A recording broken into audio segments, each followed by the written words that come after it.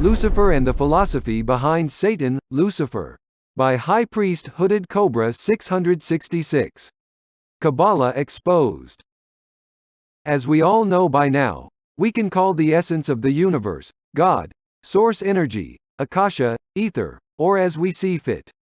It's this one energy that permeates the whole of creation and keeps it going. But then, there is another thing that keeps creation going: consciousness.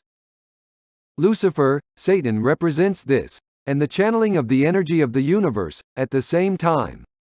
Essentially, Lucifer, Satan is the creator. It's a kosher Jewish lie that pre-Christian Satanists, pagans, denied the existence of a source of all creation, a primordial cause, or a soul essence that was the source of creation.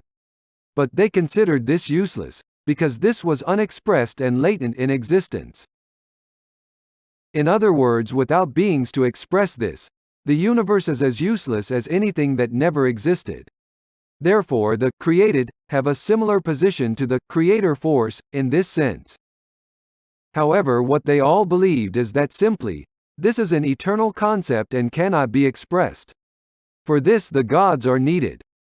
In Egyptian mythology, the gods came from the Neter, which is basically like the source or Akasha, i.e., the force of God, or nature, created the gods. Which then they created us and so forth.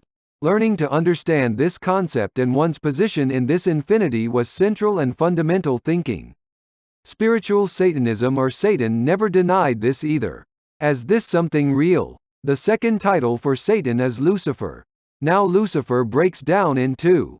Luci, which comes from the Latin lux, which means light, and fer, which means bringer. Therefore Lucifer is the bringer of the light. This is a title even admitted by his enemies. But what does this title mean? I am going to briefly explain into this post. When people think of light, they think of sunlight according to human sense. However, this light is an unseen, formless, unexpressed light that is basically not a light, but only what it is in itself. But we still call it the light, although it's the light that hasn't manifested. When the light manifests in full power, that is the power of the sun, and therefore the sun is the power of the manifested and real, felt and active light. The other type of energy is thoroughly passive. Anything that is revealed and created is a form of light and vibration. The revealed and all the potential worlds are light, and they all come from the abyss of nothingness, the Akasha or the chaos. Nothing exists there, but endless potentiality. It's a void, just waiting for a conscious entity to express it.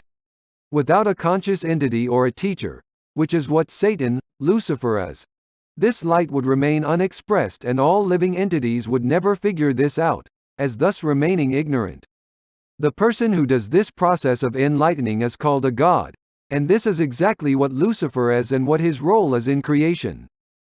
Therefore the demons, demon equals god in ancient Greek, all obey to Lucifer. The other name of Lucifer, which is Satanas, is related to truth and the realization of truth.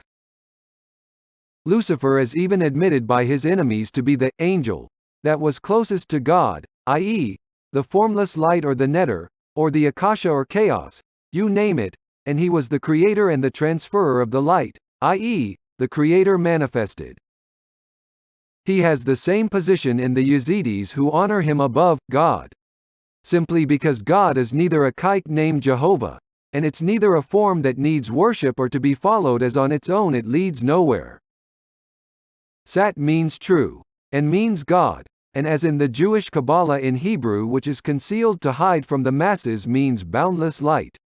Satan still technically means truth, but to break down the name as in above, this reveals the real nature of Satan as a being.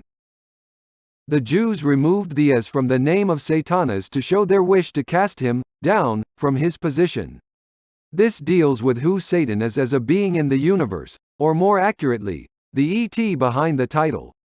Lucifer brings the light, and creates the world, the soul, and everything that is and exists.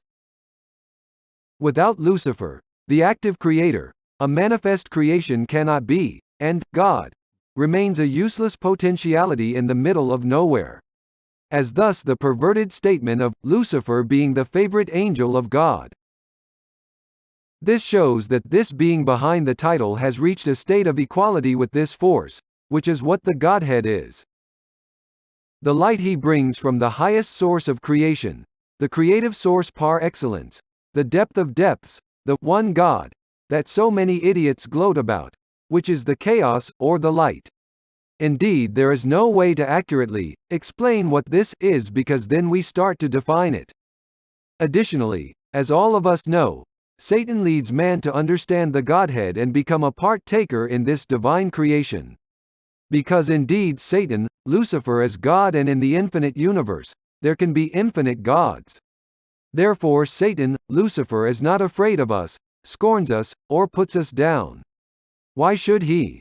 For some reason dealing with the aliens and ETs hiding behind theology, the Jews decided to attack Satan and try to curse him from falling from this high position he had in front of God, which is basically a metaphor in the mastery of the light, which even the enemy admits, was the superb and the highest possible. This is all strong allegorical language here, coded in the fall of Lucifer. This came because the Jews put themselves as God, and Satan went against their plans, so putting words in the netter's mouth, they supposedly stated that Satan was to be punished. Mass belief into this lie pushed energy into this direction to some extent. But obviously the Jews have nothing to do with God, nor this is real. And this is why people like the Yazidis never bowed to the Jews and their crap. Because enlightened people like Sheikh Adi can see what is real and what isn't spiritually wise. In the Yazidi tradition, Lucifer was asked to bow before Adam, man, or what have you, and he denied this proposal because he was the most ancient, and he knew that would be disrespectful to the Creator or the universe to obey something that is so recent and fragile as man. In this fable of the Yazidis, God, or the source, rewards Lucifer because he stood to his stature, and puts him as ruler over all creation, seen and unseen.